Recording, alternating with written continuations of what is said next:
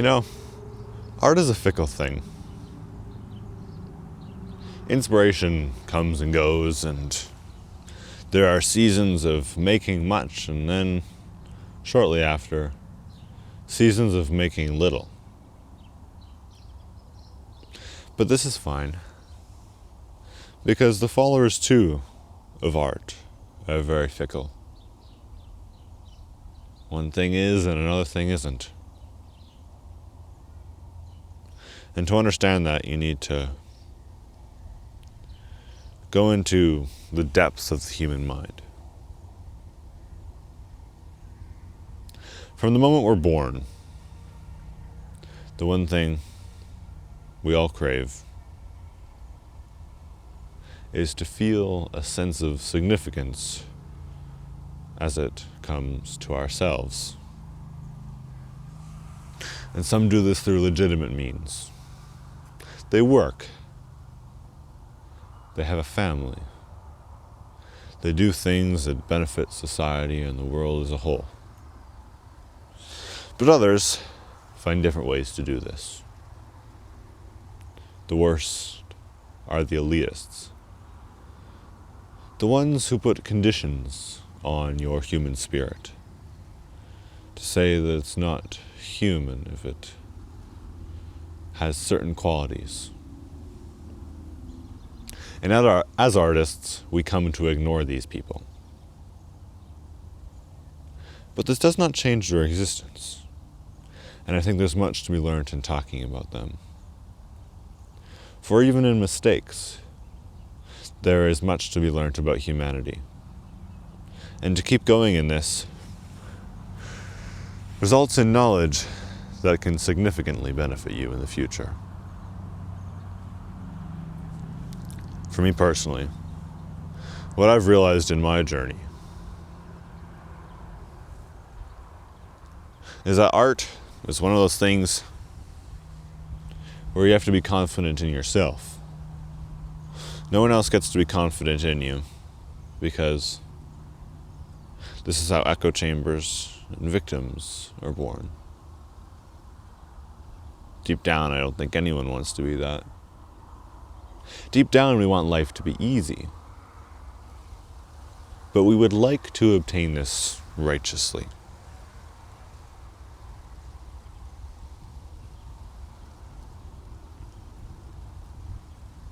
Control.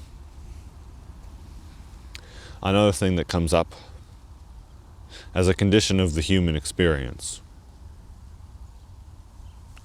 We desire to go further into that which we know, to a depth that which will harm us. For we as humans live in a mystery. Our science cannot adequately explain this world, and our machines, known by few. And so, ego is born. When control is craved, one begins to think of their own value, not as an analysis of their effort and their accomplishments, but as a truth that which any lens may be used to obtain.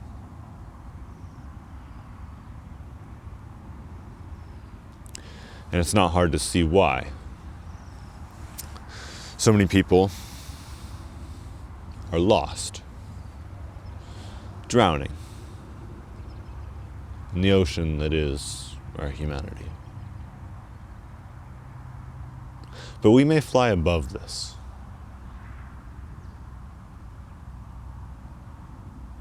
We need not turn to false means of control. We need not disrespect the art, the piece of art that is the human soul.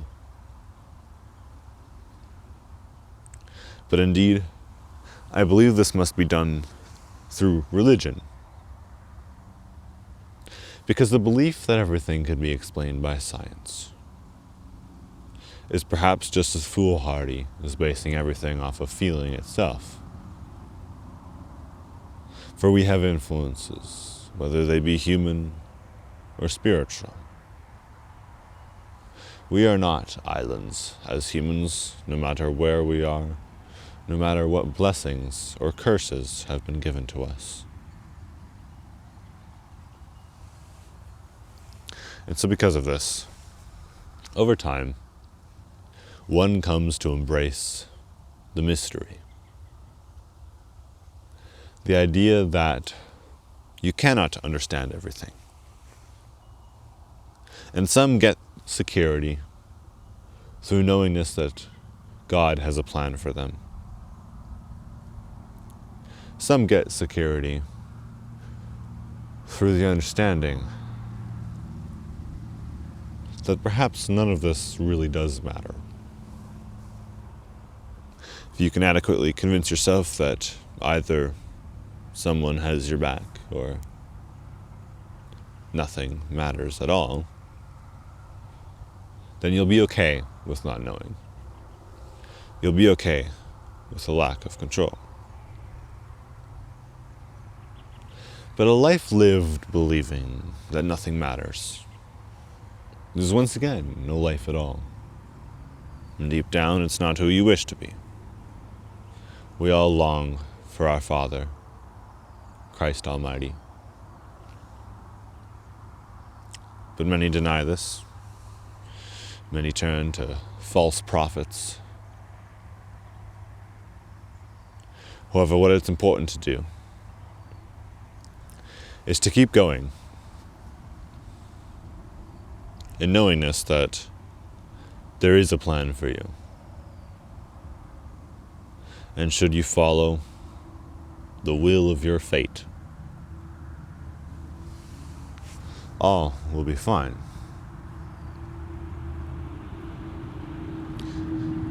You may go through stages where you live as the Gentiles did.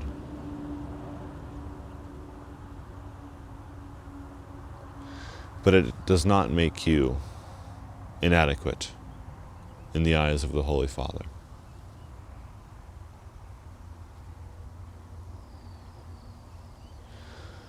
For a long time, I was in this state. Always. There was no path to fall off of, for I'd never found the path in the first place. And I knew, at a deep level, one such that I could not deny with all the force of my spirit, that our science and our machines could not adequately explain this world, and that explaining not for security, but for accuracy, for the respect of what made us, and for the love of all that is good, it must be acknowledged. Miracles people cannot explain, endless in number. Visions people have, all explained away by science, and yet still it continues, and still no adequate answer. For me, I began to have dreams. And these dreams started small at first, insignificant, reflections of the life I was living as all. But over time, it became something more. I began to notice patterns, things that could not be and yet undeniably were, as related to these dreams. And those I spoke to on this subject found it quite obscene. The thought that any of this was any more than a coincidence. And then I found God. And that's when things changed.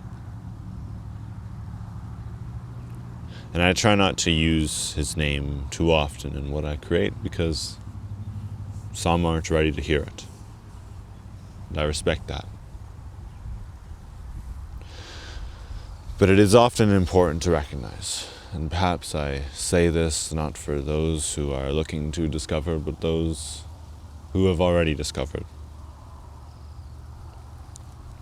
I bring it as a sign of faith and my goodwill towards you.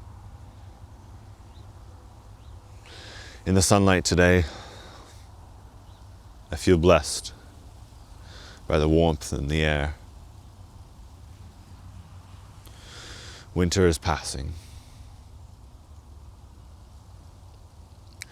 and with it, so too it feels the worry of what I've become.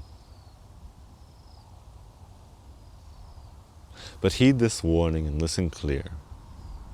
Religion exists not to satisfy the worries you have or your fears, but exists that you may reach a deeper level of understanding, that you may listen, that you may understand. And a God that agrees with everything that you may do is no real God at all, but one you've crafted in your mind. Yet, as always, in the duality of our reality, it is also true that one can achieve sanity through religion.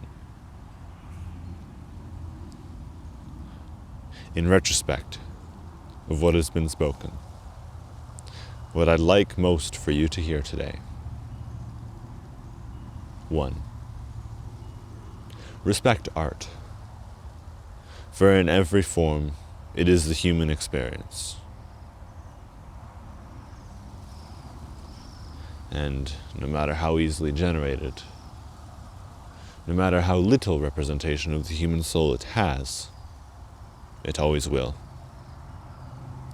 And this does not mean that you need to love it. You have your freedom of expression. If you don't like something, then it's all right to say it. But never pretend that art isn't completely of the human soul. For this is the fallacy that so many fall upon. For many, logic feels like the only thing that matters, and everything shall be based upon evidence. But it's not to be. For our logic stems from the value of human life, an inherently emotional idea, and one that transcends the depths of time. So I urge you to listen now, and know that through religion, and I believe through God, you may find sanity in these parts of you that cannot be explained by logic. For truly, not all of this can. The trees, their sap, the way they take light and make it energy, this can be explained, but not of where they came, not of truly what they are.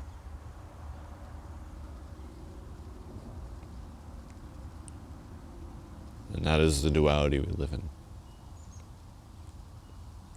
The human spirit, unexplainable by mortal words, and ununderstandable by mortal minds.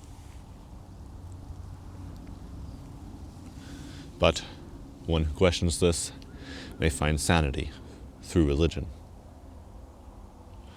For by ceasing to question the mystery and assume that all will be explained in time,